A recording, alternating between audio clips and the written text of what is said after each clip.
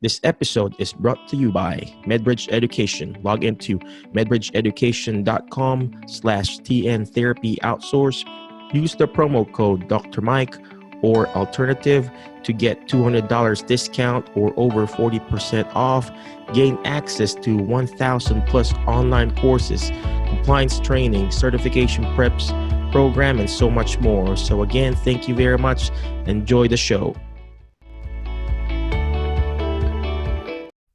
What's going on, Dementia Warriors? This is Dr. Mike Chu again, physical therapist and certified dementia practitioner, and welcome to our Thursday dementia training. Well, first of all, I hope you had a great, Mother's Day weekend last Sunday.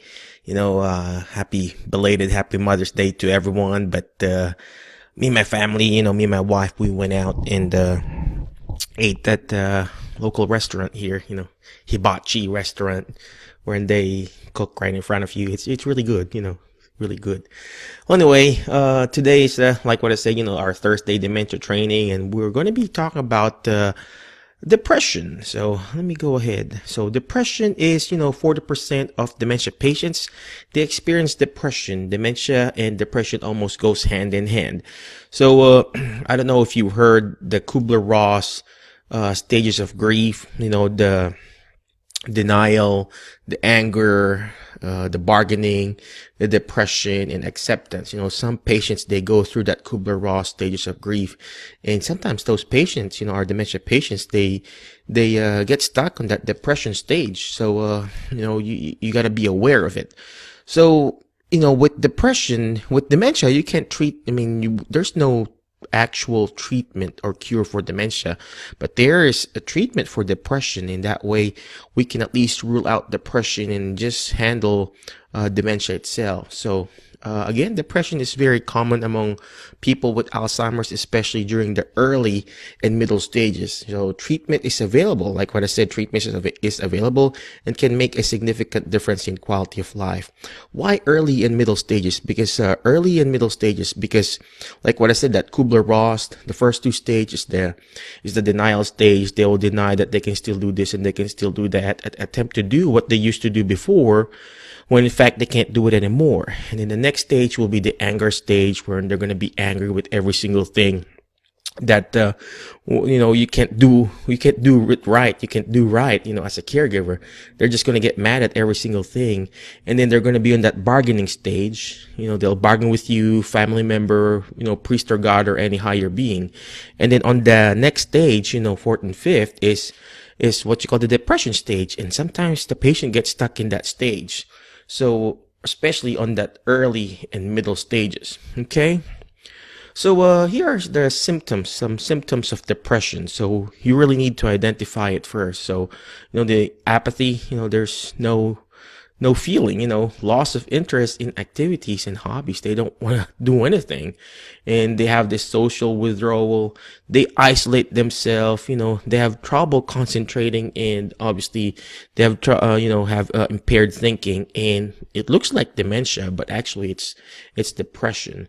So, one day we're going to be also talking about the difference between dementia, depression, and, delirium. So right now we're going to be focusing more on depression. That way, we can do one topic at a time. All right. So these are the symptoms of depression. Apathy. They lose interest. They withdraw themselves socially. They're isolating themselves, and they have trouble concentrating and impaired thinking. And in addition, the cognitive impairment, with the patients, with your Alzheimer's patient, it makes them difficult to, tell them and articulate their sadness and hopelessness, because they just can't process the information. I had one patient, and she said, "I'm just depressed right now, Michael, because I just can't understand what's going on with me." So if we can just treat the depression, at least we rule out one disease, and we can just focus more on the dementia process itself. So we really need to identify, are they really depressed? Are they sad? Are they just progressing in their dementia? Okay. And again, depression in Alzheimer's doesn't always look like depression in people without Alzheimer's. So here are some ways that depression in a person with Alzheimer's may be different. So like what it said here, some it doesn't look the same with an Alzheimer's patient. It may be less severe, may not last as long, as symptoms may come and go, and the person with Alzheimer's may be less likely to talk about or attempt suicide because they don't know what's going on really, so they don't know what's really going on. And then as a caregiver, us as a caregiver, if we see signs of depression, we need to talk to this about to the primary care doctor of our loved one and our patients, because proper diagnosis and treatment is very important. In the Oasis paperwork that we do, I use a tablet. There's a portion there in home health. This is in home health, wherein we admit the patient. There's always a form there. Is the patient depressed? Do we need to go to a further screening for depression and stuff like that? And we ask all this long, crazy questions. And sometimes, just asking directly the patient, are you depressed? Are you sad? You'll get an easy answer. Yes, I am. And from there, we refer the patient back to the primary care doctor. Hey, this patient doesn't have any diagnosis of depression. What can we do about it? Can we give her any kind of medication, selective serotonin or whatever, antidepressants. So yeah, proper identification, proper diagnosis is very important, because how can you, just like a basketball, how can you shoot something if you don't know where the goal is? And same thing with this one here. We just cannot, bury the depression. It's a real disease. It's a real disease. It's not just psychological. It's chemical reaction going there. Okay. So diagnosing depression, like what it says here, there's no single test or questionnaire to detect depression. There are a lot of questionnaires out there, but the diagnosis requires a thorough evaluation by a medical professional. I don't do dementia depression diagnosis, but just as a physical therapist, I know when we see if the patient is depressed or not, and because they lack, participation with the therapy, they don't want to go out, they don't want to do exercise, they just want to stay in bed and stay in their chair. So proper referral to a qualified medical professional is very important. In that way, they could identify and see what we can really do. We just had one patient. We discharged the patient. She has a diagnosis of depression, and she's been being managed by medication. And every time we discharge the patient from physical therapy, she intentionally hurts herself by falling, literally falling and hurting herself. Last time I admitted her, she had this, a black eye in her eyes. And she said, Michael, I want therapy again because I fell. I'm like, well, why are you doing this? Because, she's just depressed. She wants somebody there with her, to do, exercises with her and everything like that. So we really need to be cautious about that. Okay. Here, an evaluation for depression will include, obviously, person's medical history. We need that. A physical and mental examination. An interview of the family member. We need that because, the patient may be able to mask the depression well when they're, in a doctor's, lounge or clinic. When a patient sees a doctor, they dress up. They put on the good clothes. They put in, they dress up, and then they go to the doctor's clinic, and they know how to mask. And now the doctor doesn't know is this really patient depressed or not. And then when the patient goes home and they're back to their depressed state, they're in that anger mode, they're in that bargaining mode and depressed mode. And the family member's like, well, how come you're nice and appreciative and respectful with your doctor? Now, how come when we're home, the patient is just, oh, you're just arguing with me, mom, or something like that. So you need to also interview the family member, especially the POA, all right, the power of attorney. So, because of the complexities involved in diagnosing depression in someone with Alzheimer's, it may be helpful to obviously consult a geriatric psychiatrist who specializes in recognizing and treating depression in older adults.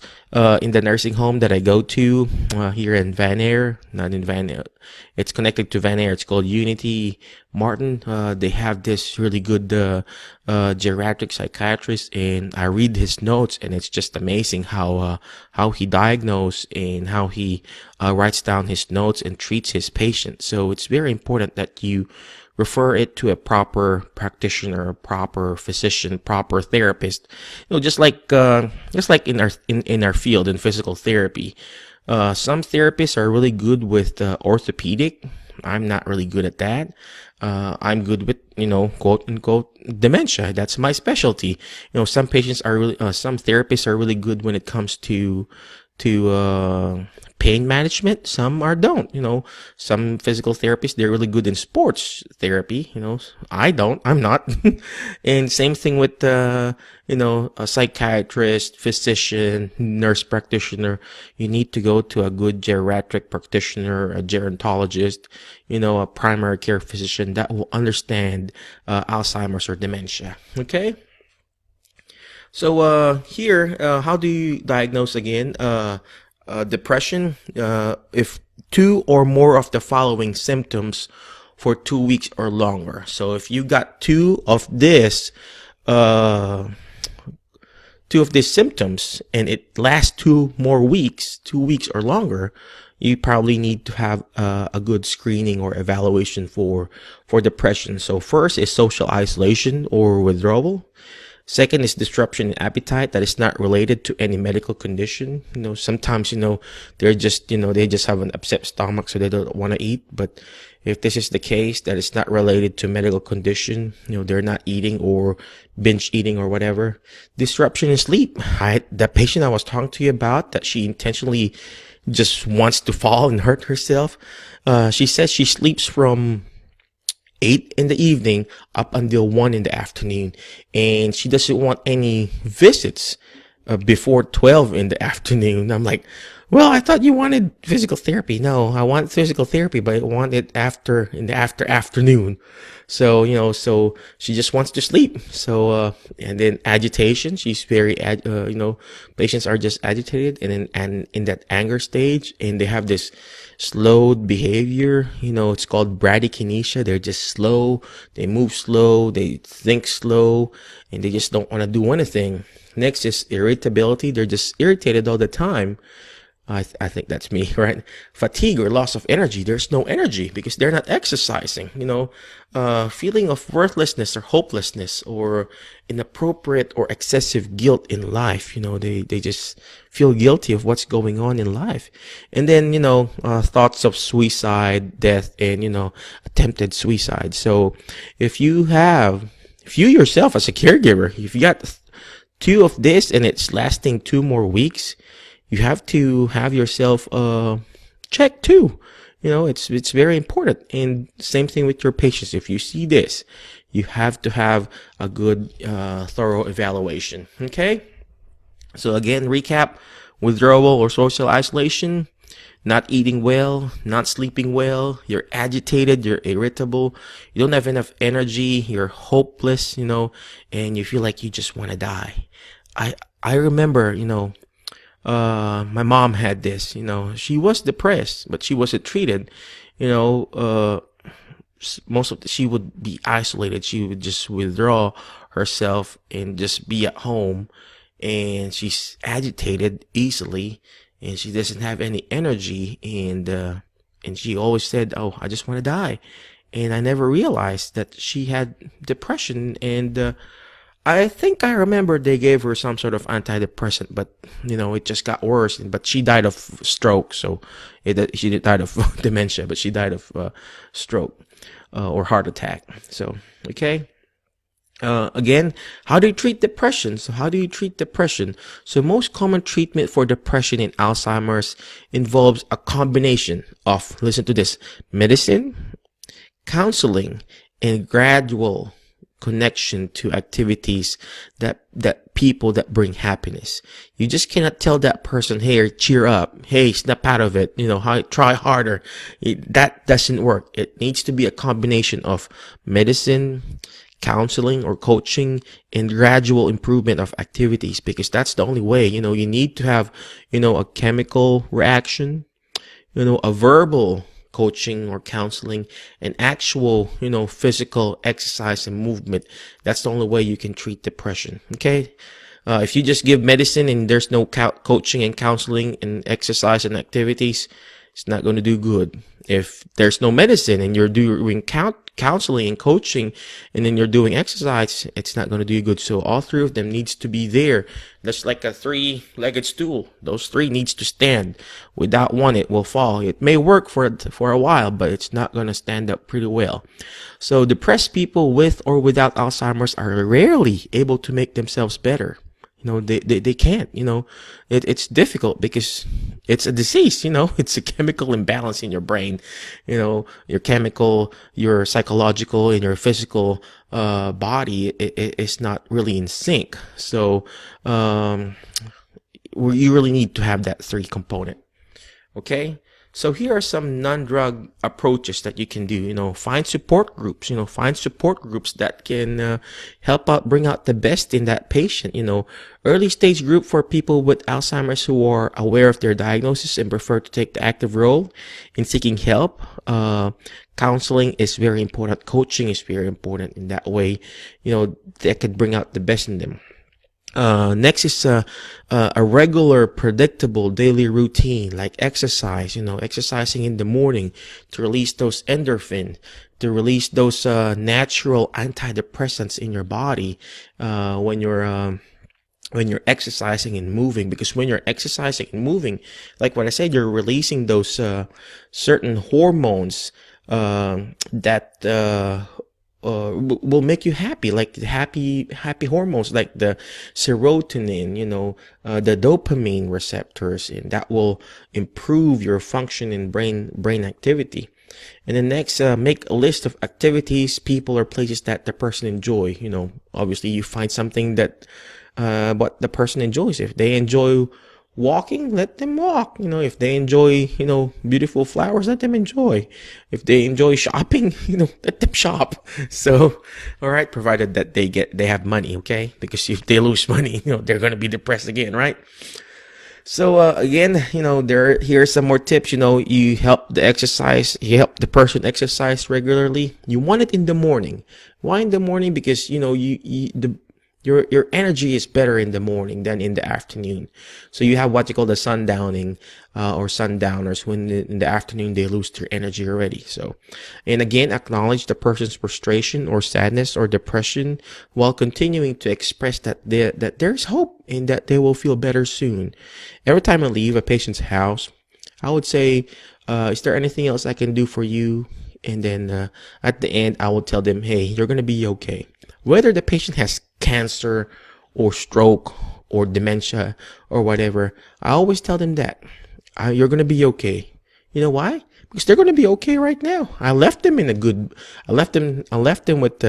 good vital signs. They had good vital signs. They did exercises with me. They follow my direction and stuff like that. So when I say they're going to be okay for now, they're going to be okay for now. And then next, number 3, celebrate small successes. It's not all about the big wins. It's also about the small things that you've done. If they did like 1 or 2 steps in walking, that's the win. That's a celebration. Okay, even God himself, he celebrated in small wins. What are the small wins? When he made the heaven and the earth on the first day, he said, let there be light. There was no human being yet. There was no man and woman yet. There was no other creations yet. It's just light. But he said it was good. So celebrate the small successes and an occasion.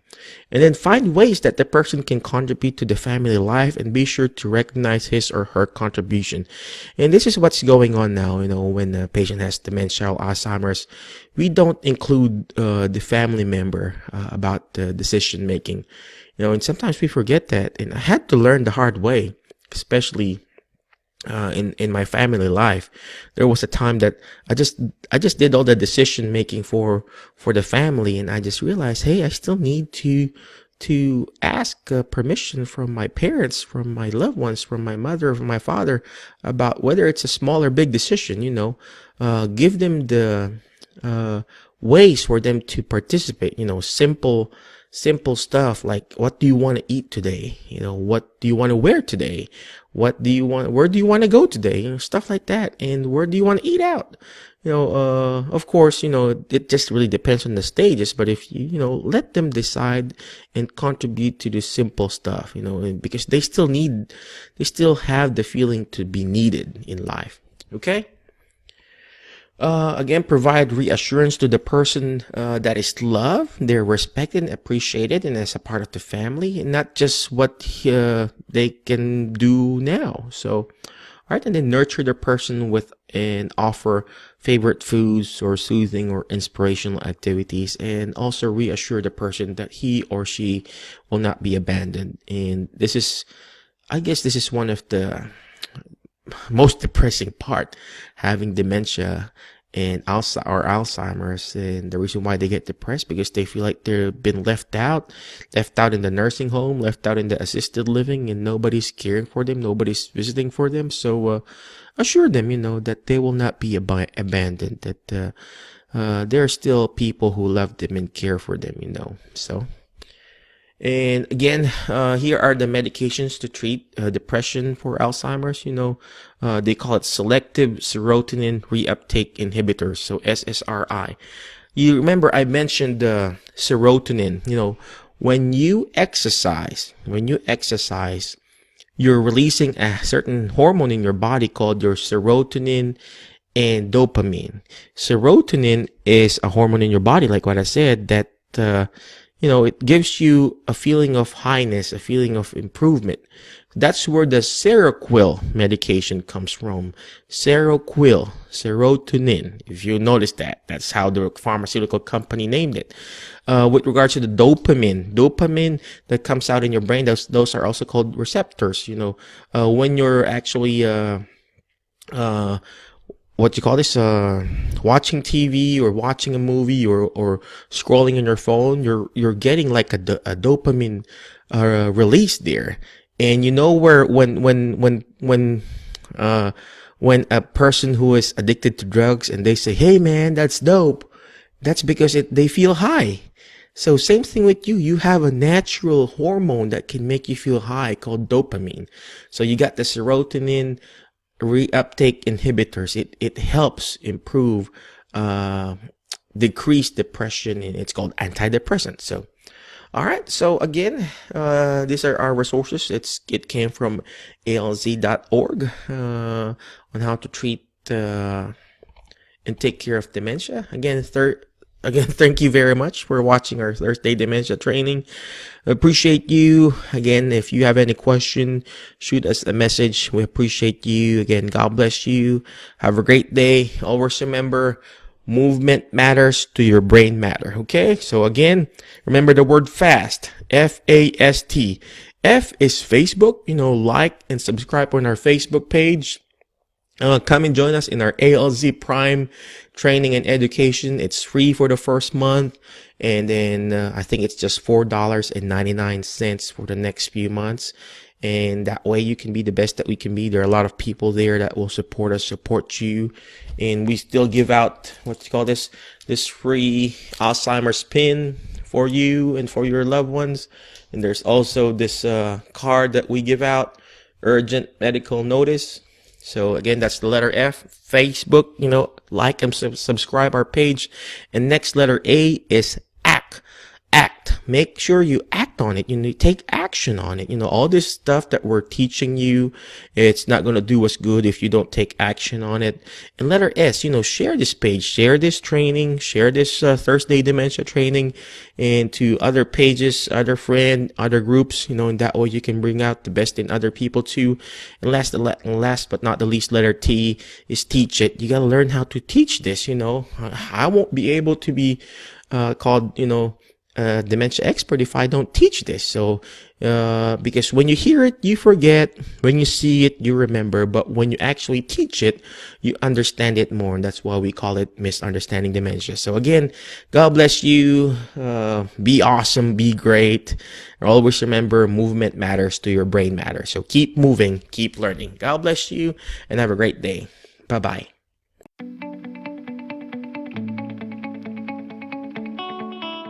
Thank you for listening to our show for today.